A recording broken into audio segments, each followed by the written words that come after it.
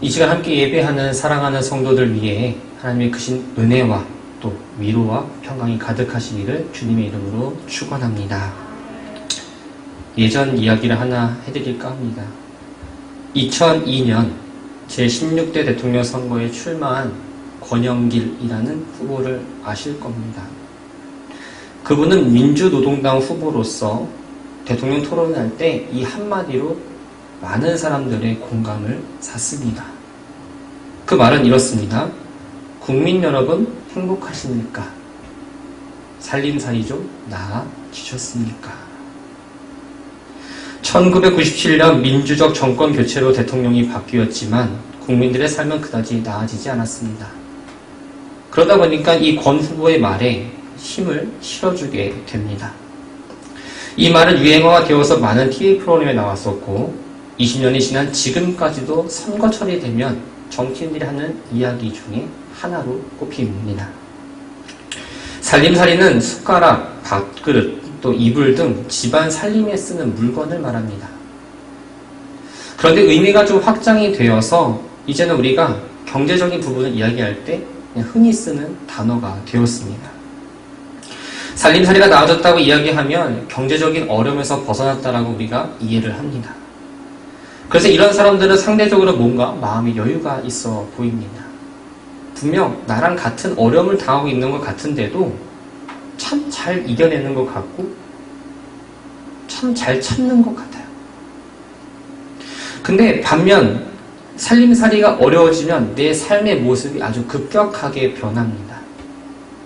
작은 고통과 시련이 너무 크게 느껴집니다. 뭔가 서러워요. 마음의 여유는 없을 뿐만 아니라 나를 둘러싼 모든 환경과 상황이 원망스럽고 불평과 불만이 막 터져나옵니다. 사랑하는 성도 여러분, 저는 목사죠? 그러니까 이렇게 질문 한번 해보겠습니다. 지금 행복하십니까? 신앙생활 좀 나아지셨습니까? 예수를 믿기 전과 후가 분명히 달라야 돼요. 위치가 바뀌었습니다. 변해야 합니다. 그냥 목사가 아니라 그 전에 저는 성도입니다. 예수를 구주로 내 삶의 주인을 인정하는 사람들에게 성도라는 명찰이 보이지 않게 붙이고 다닙니다. 그에 따라서 우리는 하나님을 아버지라 부를 수 있는 특권이 주어졌고 하나님과 이야기할 수 있는 기도를 선물로 받았습니다. 성도는 살림살이가 나아져서 마음의 여유가 있어 보이는 게 아니라 예수님이 내 안에 있고 세상이 주지 못하는 예수님만이 줄 수 있는 그 은혜를 가지고 영적 행복을 누리며 사는 사람이 바로 성도인 줄 믿습니다. 말씀을 듣고 우리가 묵상을 합니다. 기도를 합니다. 근데 이 걸음만 하는 어린아이의 신앙에서 벗어나서 신앙의 연수가 늘어난 만큼 우리의 믿음이 자라야 합니다. 그런데 잘 자라고 있습니까? 일희일비하지 않고 변함없이 주님 앞에 나와서 믿음으로 기도할 수 있어야 합니다. 입술의 고백뿐만 아니라 진짜 내 삶이 그 믿음으로 걸어가야 돼요. 어려운 가운데 놓여져 있더라 할지라도 그 원망의 틀 안에 나를 가두는 것이 아니라 기쁨 가운데에서도 주님 모른 채 하지 말아야 되는 게 바로 성도의 삶입니다. 바라고 소망하는 건 살림살이에 민감하게 우리가 반응한 것처럼 하나님과 나의 그 믿음 관계를 좀 민감하게 반응할 수 있는 저와 여러분이 되기를 주님의 이름으로 축원합니다. 그래서 오늘보다는 내일, 내일보다는 그 다음이 기대되는, 그래서 그 길을 걸어가는 데에 주님을 찬양하며 즐겁게 걸어가는 우리 춘천제일교회 모든 성도들 되기를, 또 제가 되기를 축원합니다. 요즘 새벽 시간에 우리가 예수님께서 고난주간 행하신 일들을 하나씩 말씀을 묵상하며 나가고 있습니다. 뜻하지 않게 제가 일주일 동안 이 설교를 하게 돼서 참 부담이 됩니다. 그런데 평소보다 더 많은 교우분들이 오세요. 더 부담됩니다.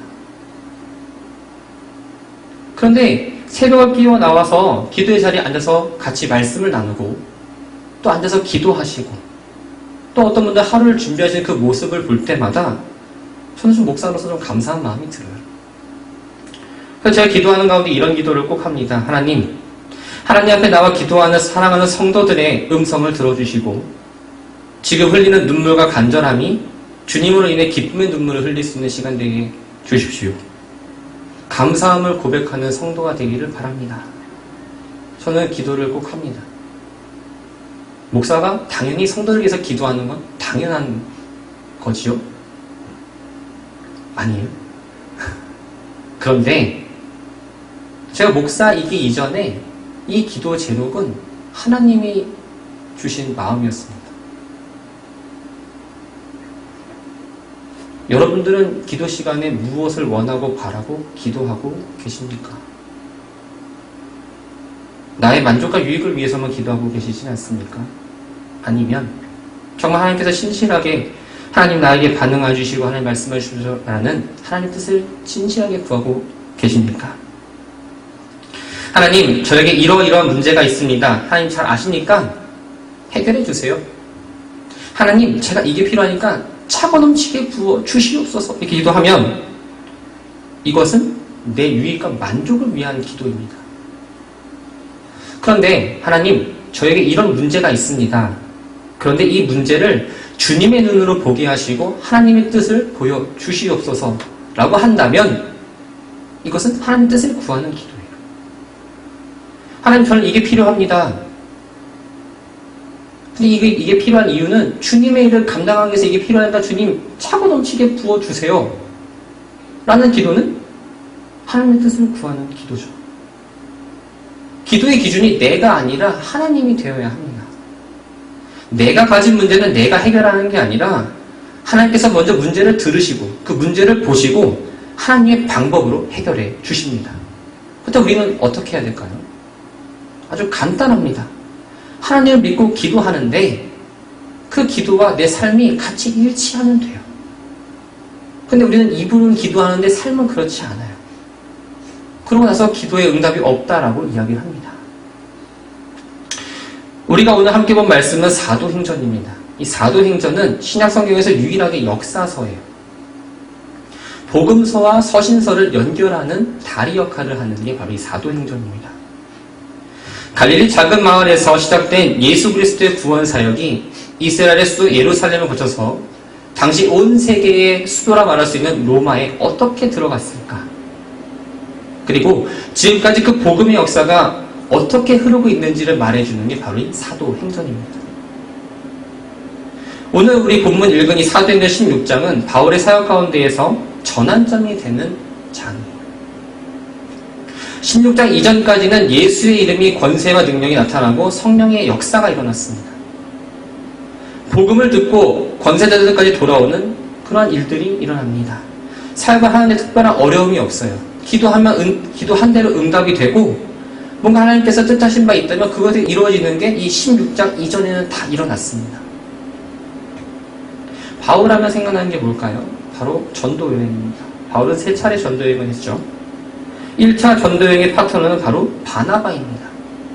최초의 이방교회였던 이 수리아 안디옥 교회에서 파송을 했던 이 두 사람이 2년간 복음을 전하며 살았습니다. 그런 이들 가운데 문제가 생겼습니다. 선교여행은 같이 갈 사람을 놓고 바울과 바나바가 큰 의견 차이를 보이면서 결국 둘이 헤어지고 맙니다. 바나바는 누구와 함께 갔죠? 마가와 함께 구브로로 떠납니다. 근데 바울은 그럼 누구랑 갈지 선택을 해야 되잖아요. 이때 로마 시민권을 가졌던 예루살렘 교회에서도 지도자 위치에 있던 바로 신라라는 사람을 택합니다.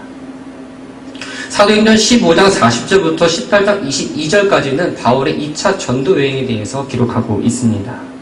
이제 이 바울과 신라가 같이 전도 여행을 출발합니다.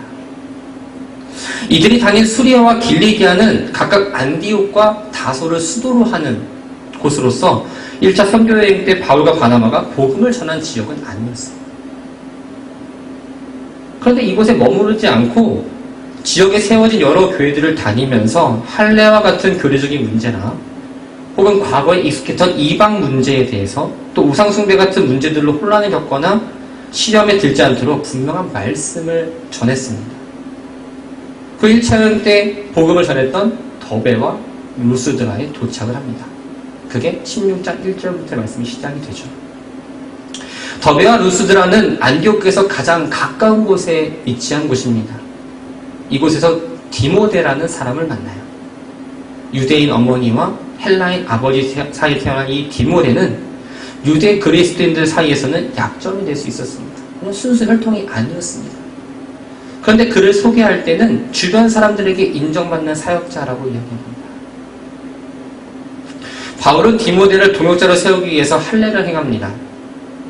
당시 유대사회에서 어머니가 유대인이면 그 자녀 또한 유대인입니다. 유대인이 봤을 때에 디모데는 유대인입니다.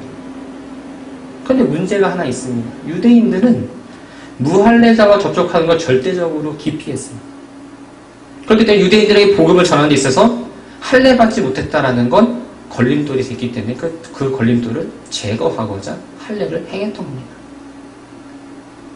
바울은 회심한 이후에 유대주의의 껍질을 벗어버렸지만 복음을 위해서 유대인들에게는 유대인과 같이, 이방인들에게는 이방인과 같이 되기를 주저하지 않았습니다. 바울의 목적은 무엇입니까? 바로 하나님 말씀을 전하는 거예요.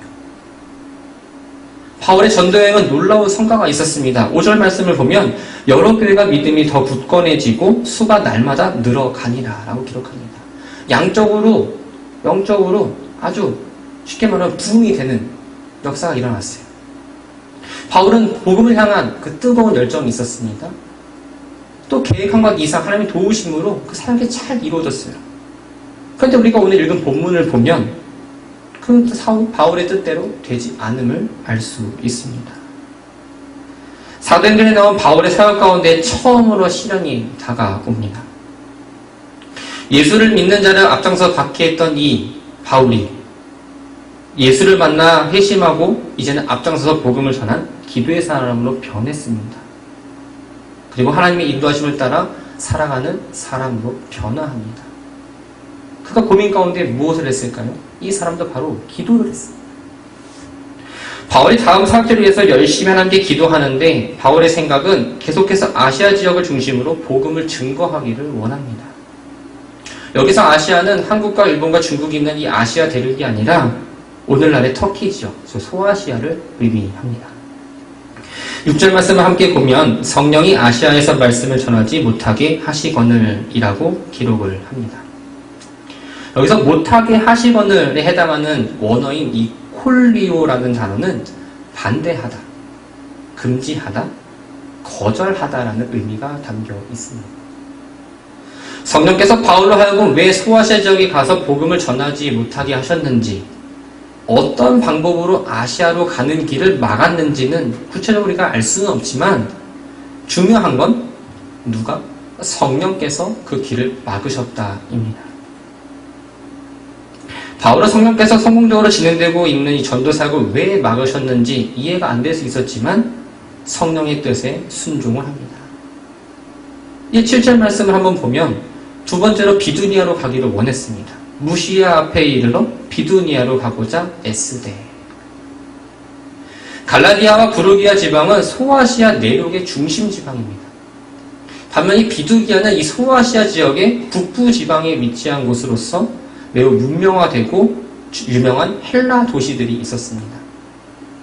유대인 정착지도 있었기 때문에 바울은 원래 계획한 이 에베소 쪽으로 복음을 전하지 못할 걸 알고 이참에 그냥 북쪽에 가서 복음을 전하자라는 마음으로 가려고 했던 겁니다. 그런데 그마저도 어떻게 기록되어 있죠? 예수의 영이 허락하지 않았다라고 말합니다. 바울은 아시아로 가는 길도 비두니아로 가는 길도 막혔습니다. 이들의 계획을 방해한 건 어떠한 박해자가 있던 것도 아니었습니다. 문제가 있던 것도 아니었습니다. 바로 성령과 예수의 영이 그들의 앞길을 막았습니다. 하나님께서 왜 바울의 길을 막으셨을까요? 바울이 가는 그 길이 마음에 들지 않아서였을까요? 바울의 기도와 하나님의 뜻은 전혀 달랐습니다. 하나님의 계획은 바울의 일행이 아시아로 가는 게 아니라 마게도냐, 즉 유럽으로 건너가서 복음을 전하는 데에 계획이 있으셨어요. 사도행전을 읽어보면 분명히 알게 됩니다. 베드로를 중심으로 사역을 했던 사람들은 유대인의 초점이 맞춰져 있었습니다. 그런데 바울을 중심으로 하는 사역은 이방인들에게 복음을 전하는 데 초점이 맞춰졌던 거예요. 하나님은 처음부터 이 바울을 부를 때에 이방인에게 복음을 전하는 자로 부르셨습니다. 마게도냐를 시작해서 유럽과 로마까지 이어지는 하나님의 복음을 전하는 분명한 계획 가운데에 하나님께서 바울을 사용하고자 했던 거예요. 사랑하는 성도 여러분, 하나님께서 우리들에게 말씀하실 때에는 하나님의 때와 더불어 하나님의 계획이 분명히 드러납니다. 하나님께서 막았다라는 건 기도를 듣지 않았다는 의미가 아니에요. 못하게 하시라고 어깃장을 놓은 것도 아닙니다. 우리를 향하신 하나님의 뜻과 계획이 분명히 있을 뿐만 아니라 내가 생각지 못한, 내 생각보다 더 좋은 것을 예비해 주셨기 때문에 그 길을 막으신 거예요. 우리가 기도 응답이 안 된다고 말할 때가 있습니다. 그건 내 생각과 내 뜻대로 응답이 안 됐다는 고백이에요. 하나님은 분명히 반드시 응답을 하십니다. 내 뜻이 아닌 하나님 뜻으로 가는 과정 가운데 있기 때문에 하나님 분명히 말씀하시지 않는 거예요. 하나님께 자신의 뜻을 말할 수는 있지만 뜻을 이루시고 바꾸시는 건 하나님의 영역입니다. 하나님이 우리를 기도를 들으신다 말씀드렸습니다. 근데 왜 꼭 내 기도에만 하나님이 왜 답을 안 주시는 것 같고 왜 막힌 것 같을까요? 내 생각과 계획이 가지 마야 할 길로 가고 있기 때문입니다. 근데 그 길을 막으시는 건 참 다양한 것 같아요. 어떤 일을 하는 데에 너무나 많은 장애가 생길 때가 있습니다. 내 생각엔 이거 돼야 되는데 뭐가 자꾸 한 발을 가면은 두 발이 걸리고 그럴 때가 있어요. 일을 하면서 뭔가 마음에 불편함이 확 들어올 때가 있습니다. 기도하고 믿은 사람들이 내 문제 가지고 기도하면서 이야기할 때에 그건 좀 아닌 것 같아. 근데 그 아닌 것 같아 말하는 게 여러 사람이 그러면 진짜 아닌 것 같아요. 이런 경우에 내 계획대로 무리하게 가는 것보다 그 일에 대해서 내가 정말 내려놓고 하나님의 뜻을 묻고 가야 합니다. 하나님 뜻이 아니라고 말씀하시면 그 일에 대한 계획이 너무나 분명하고 확신이 들지만 그럴지라도 중단할 수 있는 마음이 있어야 합니다. 하나님께서 뭔가 어떤 일을 할 때 막으신다 했을 때는 그 계획이 있음을 깨닫고 자신의 생각을 멈추는 게 지혜요, 순종하는 자세입니다. 간혹 어떤 일이든지 믿음으로 라고 부르면서 밀어붙이시는 분들이 있어요. 그들의 생각이나 행동을 겉으로 보면 참 신앙적으로 보입니다. 믿음으로 아멘. 근데 결코 신앙적인 모습은 아닙니다. 물론 주님께서 믿는 자에게는 능치 못할 일이 없다라고 말씀하셨지만 이 말을 우리가 오해해서는 안 됩니다. 여기서의 믿음은 자기만의 하나님을 향한 일방적인 믿음이 아니고 자기 확신이 아닙니다. 하나님과의 믿음은 하나님과 내가 언제든지 언제나 어디서나 관계성이 있어야 합니다. 하나님 뜻이 연결되지 않는 믿음은 정상적인 믿음이 아니에요. 자기의 신념과 하나님을 향한 믿음은 분명하게 구분되어야 합니다. 하나님의 뜻, 믿음이라는 그 이름 아래 하나님이 막으신데도 억지로 그 길을 간다는 건 바로 우리 마음 가운데에 교만이 있기 때문입니다. 우리가 너무나 잘 알지만 한번 짚고 넘어가야 됩니다. 가장 먼저 염두에 낼 건 바로 하나님의 뜻입니다. 하나님은 반드시 하나님이 원하시는 방향으로 이끄십니다. 성경의 대표적인 사람이 누가 있을까요? 바로 요나입니다. 하나님께서 요나에게 말씀하십니다. 니느웨로 가서 하나님 말씀을 전하라. 근데 요나가 어떻게 하죠? 싫어요. 그러면서 어디로 갑니까? 다시스로 도망갑니다. 다시 도망갔어요. 어떻게 됐죠?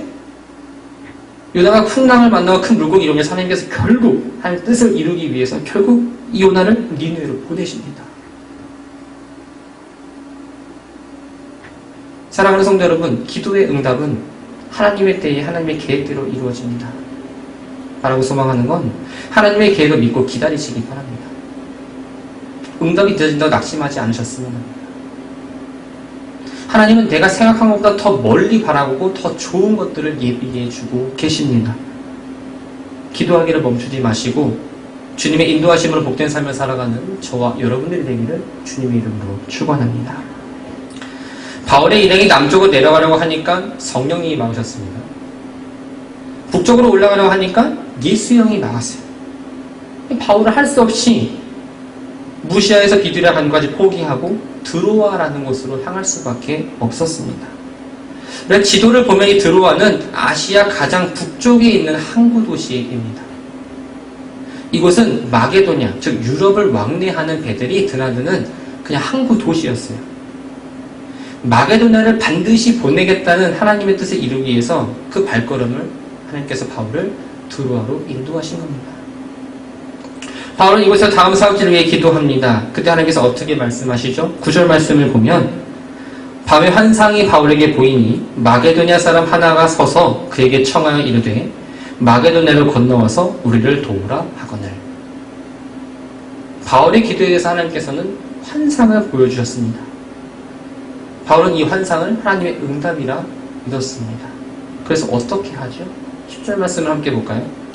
바울이 그 환상을 보았을 때에 우리가 곧 마게도냐로 떠나기를 힘쓰니 이는 하나님이 저 사람들에게 복음을 전하라고 우리를 부르신 줄로 인정함이러라.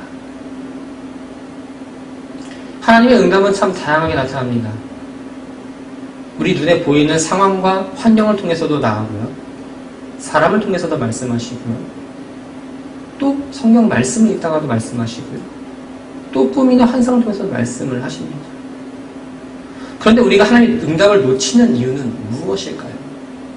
우리는 늘 눈에 보는 것에 익숙하기 때문에 내 눈에 보여야 됩니다. 내가 만져야 됩니다. 내가 냄새를 맡아야 돼요. 그래야 믿어요. 하나님이 영어로 말씀하시면 우리가 알지 못합니다. 왜요? 나에게 영적인 능력이 없으니까. 하나님의 응답을 잘 알려면 우리가 영적인 능력이 있어야 합니다. 우리가 지식을 쌓으려면 어떻게 합니까? 책을 열심히 읽습니다. 똑똑한 사람과 많이 대화하다 보면 주워듣는 게 많아요. 그럼 내게 됩니다. 그러다 보면 내가 좀 유식해 보일 수도 있어요. 여러 가지 방법을 인터넷 찾고 책을 보던 여러 가지 방법으로 내가 지식을 쌓을 수 있습니다. 마찬가지 원리입니다. 하나님의 영적인 능력을 얻으려면 우리가 열심히 기도하면 됩니다. 기도가 쌓이다 보면 영적인 능력이 나도 모르게 하나씩 쌓이게 됩니다. 그래서 우리는 열심히 1시간 충분히 기도하는 게 아니라 늘 10분을 하더라도 꾸준하게 기도해야 합니다. 오늘 기도 많이 했으니까 내일 쉬어야지. 소용이 없어요. 내가 10분을 하더라도 열심히 꾸준히 그 시간에 하면 됩니다. 구약 성경에서 환상을 많이 보고 하나님의 계시를 가장 많이 들은 사람을 꼽자면 바로 이 다니엘입니다. 다니엘 7장을 보면 바벨론 왕 벳사살 원년에 한 환상을 보게 됩니다. 그 환상은 앞으로 일어날 일에 대해서 이야기합니다. 아모스 3장 7절 말씀을 보면 주 여호와께서는 자기의 비밀을 그종 선지자들에게 보이지 아니하시고는 결코 행하심이 없으리라 라고 말씀하셨는데, 다니엘에게 이 환상을 통해서 하나님이 이끌어가실 세상 그 역사의 전개 과정을 다니엘에게 모두 보여주셨습니다. 다니엘은 어떤 사람도 보지 못했던 놀라운 하늘의 비밀을 알게 됩니다. 수많은 하나님 백성 가운데 왜 하필이면 다니엘이었을까요? 다니엘은 기도의 사람이었습니다. 하늘에 소망을 두고 하늘을 바라보며 살았습니다. 세일 동안 금식을 하고 하루 3번 기도하면서 사자굴 속에 들어갈지라도 기도를 포기하지 않았던 사람이 바로 이 다니엘입니다. 하늘에 소망을 두었기 때문에 그의 눈은 땅이 아니라 늘 하늘을 바라보고 살았습니다. 포로로 잡혀온 사람으로서 당대에 오를 수 있는 최고의 위치에 올라 있었지만 그 자리에서 막대한 영향을 끼칠 수 있었지만 다니엘은 세상의 권세에는 별 관심이 없었어요. 오직 하나님과 그의 나라를 위해서라면 모든 걸 포기할 정도로 하늘을 향해 고정되어 있던 사람입니다. 여러분들은 하늘을 얼마큼 바라보고 계십니까? 날 좋다. 이런 하늘 말고요. 하나님을 얼마큼 바라보고 계십니까? 사랑하는 성도 여러분, 사람이 무엇을 깊이 주시하거나 바라본다는 건 바로 관심이 있다는 거예요. 그거에 마음이 있다는 겁니다. 그렇기 때문에 자기가 바라보는 걸 얻기 위해서 힘과 시간을 씁니다. 돈을 좋아하는 사람과 돈을 바라보는 사람은 당연히 돈을 위해서 열심히 일합니다. 권력을 바라보는 사람은 권력을 위해서 열심히 노력합니다. 선지자 엘리사는 그의 스승인 엘리야와 그의 능력이 그런 대신 하나님을 바라봄으로써 엘리야를 능가하는 뛰어난 선지자로 사용될 수 있었습니다. 우리가 무엇을 보느냐, 우리의 눈이 어디로 향하고 있느냐는 정말 중요한 일입니다. 여러분들은 무엇을 보고 계십니까? 기도의 사람들은 늘 하나님을 봤습니다. 사도 바울은 이렇게 얘기합니다. 너희가 그리스도와 함께 다시 살리심을 받았으면 위의 것을 찾으라. 거기는 그리스도께서 하나님 우편에 앉아 계시느니라. 위의 것을 생각하고 땅의 것을 생각하지 말라라고 기록합니다. 바라고 소망하는 건 하나님께 기도하실 때에 영적인 분별력을 구하시기 바랍니다. 하나님 이거 주세요, 이거 주세요. 좋습니다. 그 주세요 안에 하나님 나에게 영적 분별할 수 있는 능력을 주시옵소서. 이 땅의 것만 추구하는 기도가 아니라 하늘의 소망을 두는 기도를 하시기 바랍니다. 운동을 꾸준히 하면 몸이 좋아집니다. 몸도 예뻐지고 살도 빠지고 아주 건강해집니다. 감각이 살아납니다. 마찬가지입니다. 기도를 하면 영적인 감각이 살아납니다. 영적인 감각이 살아날 때 영으로 응답하시는 하나님의 메시지를 보고 들을 수 있습니다. 우리 사랑하는 춘천지역의 모든 성도님들이 영적 감각이 살아나서 하나님의 응답을 꼭 내 눈으로 보고 내가 만지고 내가 느끼는 것으로만 느끼지 않고 영으로 왔을 때도 하나님 말씀하셨군요. 그렇게 응답하며 영적인 사람으로 변화되기를 주님의 이름으로 축원합니다. 바울이 환상을 본 이에 유럽으로 건너가는 게 주님의 뜻임을 확신하고 일행을 함께 떠나죠. 그래서 마지막 이렇게 합니다. 우리를 부르신 줄 알고 인정함이러라. 그래서 인정하다라는 말은 신비바조라는 말인데 결합시키다라는 의미가 있어요. 바울은 자신의 의지를 주님의 뜻과 결합시키면서 하나님의 뜻을 인정하고 순종했습니다. 그리고 그 사역을 감당하기 위해서 마게도냐 출신의 의사인 누가도 전도단에 새로 합류하게 됩니다. 그런데 생각해보면 이 마게도냐로 건너오라는 말이 참 애매합니다. 쉽게 말하면 장로님 일본으로 오세요. 그럼 장로님이 어떻게 일본으로 찾아오죠? 뭐 이런 도쿄로 오세요. 뭐 어디로 오세요? 정확한 구체적 얘기를 했는데 그냥 일본으로 오세요. 이건 거예요. 단순히 하나의 나라로 넘어와서 이제 사역을 감당하라는 겁니다. 바울 전도자는 말씀에 순종해서 배를 타고 갔습니다. 이 바울의 일행의 향해는 참 순조롭습니다. 당시 배는 바람을 이용해서 가야 되는 돛단배입니다.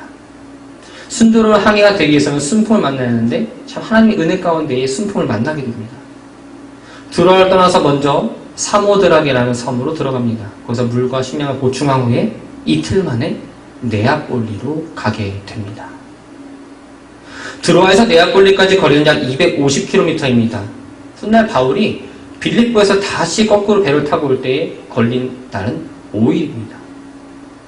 그런데 이 가는 길 가운데에 단 이틀만 시간을 써서 도착을 하죠. 네아폴리에 도착하고 거기서 신불론이라는 산맥을 넘어서 16km를 걸어서 드디어 빌립보라는 곳에 도착을 합니다. 바울 일행이 빌립보에서 도착을 하고 여독을 풀고 이제 유럽에서 전도를 어떻게 해야 될지 계획하고 며칠의 시간이 흘렀습니다. 안식일이 되었습니다. 기도할 만한 장소가 있는지 알아보기 위해서 성 밖에 강가로 나갑니다. 일반적으로 바울은 안식일에 회당을 찾아서 복음을 전했는데 이 빌립보 지방에는 회당이 없었어요. 그래서 기도할 만한 곳이라도 찾아서 기도해야겠다는 마음으로 나갔습니다. 강가에서 부녀자들을 만났습니다. 그리고 그들에게 처음으로 복음을 전합니다. 그곳에서 두아디라시에서 온 루디아라는 자색 옷감 장사를 만나게 됩니다. 바울의 이야기를 듣는데 그 여인이 말씀을 받아들이는 게 아니라 성경 말씀에 보면 주께서 마음을 열어 바울의 말을 따르게 하신지라라고 말씀하십니다. 주님께서 루디아의 마음을 열었습니다. 하나님을 공경하는 여인의 루디아는 바울의 가르침을 통해서 예수 그리스도를 알게 됐고 그리고 예수 그리스도를 영접하게 됩니다. 루디아뿐만 아니라 그 집에 속한 가솔들까지도 다 세례를 받았습니다. 루디아는 자신에게 복음을 전해주고 세례를 주는 사도 바울을 열심히 섬깁니다. 자기 것을 개방하고 나누는 사랑을 실천하면서 아끼지 않는 그 루디아의 헌신이 있었기 때문에 그 집을 중심으로 선교 사역을 펼쳐나가고 우리가 잘 아는 것처럼 유럽의 최초의 교회 빌립보 교회가 세워집니다. 바울이 들어와서 기도할 때 하나님께서는 이미 유럽에서 어떤 사역을 해야 될지 누구를 만나야 될지 다 예비해 놓으셨어요. 유럽 전도의 출발점으로 많은 도시 가운데 빌립보로 선택하셨습니다. 빌립보로 그들을 인도하십니다. 강가로 인도하셨고 그곳에서 하나님을 예배하며 섬겼던 루디아를 만나게 하셨습니다. 그 유럽 선교의 출발지로 빌립보 교회가 세워지면서 바울이 하나님 뜻 가운데에 열심히 복음을 전하게 됩니다. 하나님은 우리를 위해서 늘 일하십니다. 그냥 쉬고 계시지 않으세요. 우리는 앞일을 모릅니다. 하지만 하나님은 나의 앞길과 나의 모든 계획을 다 아시는 분입니다. 오늘 주신 말씀을 함께 정리하고자 합니다. 우리가 기도하는 이유는 무엇입니까? 하나님의 뜻을 구하기 위해서입니다. 하나님의 뜻을 정확히 알고 있기 때문에 기도하는 게 아니에요. 기도하면서 하나님의 뜻을 알아가는 겁니다. 어느 시점에 돼서 뒤돌아봤을 때 하나님께서 이렇게 나를 인도하셨구나를 깨닫게 하십니다. 하나님의 뜻을 기다리는 과정 가운데 우리는 많이 깨지고 넘어지고 슬프기도 하고 울기도 하고 낙심하기도 하고 여러 가지 감정과 환경과 상황 가운데서 정말 버틸 수 없을 정도로 힘들 때도 있지만 그럼에도 불구하고 그 버틸 수 있는 힘을 주시는 분 또한 하나님인 줄 믿습니다. 바라고 소망하는 건 고난주간뿐만 아니라 늘 일상 가운데 하나님께 나와서 기도하시기 바랍니다. 기도하면서 의심하지 마시고 나를 향한, 우리 교회를 향한, 또 우리 가족을 향한 하나님의 계획이 있음을 믿고 나아가시기 바랍니다.